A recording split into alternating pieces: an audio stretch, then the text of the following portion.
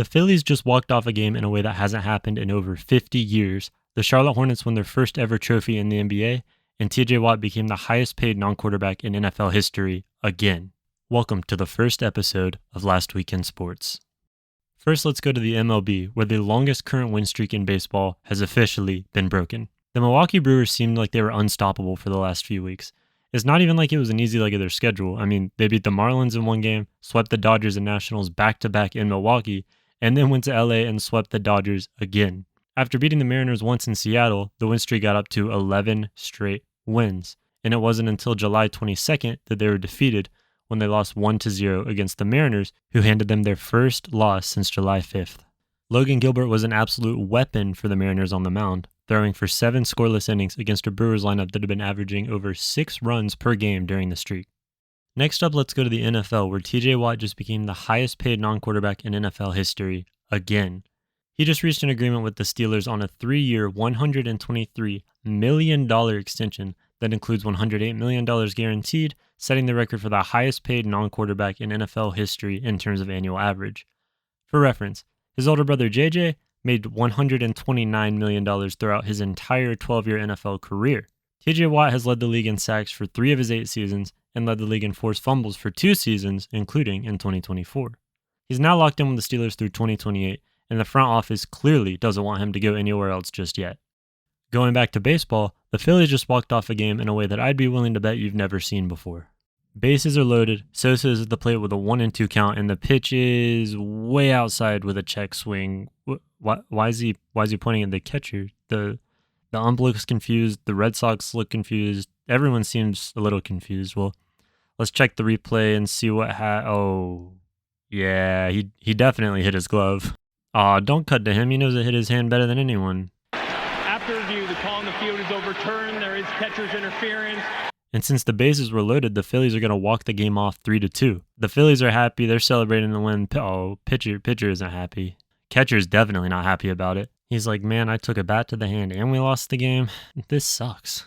Anyways, I'd never seen this before, and the announcers were saying the same thing on the broadcast, and after doing some research, it seems like a game hasn't been won with a walk-off catcher's interference since 1971.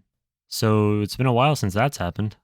Moving over to college football, Netflix just dropped the trailer for their upcoming series, SEC Football Any Given Saturday. From the creators of Formula One's Drive to Survive, the series is expected to feature never-before-seen access to SEC teams as they prepare for and play during the 2024 college football season.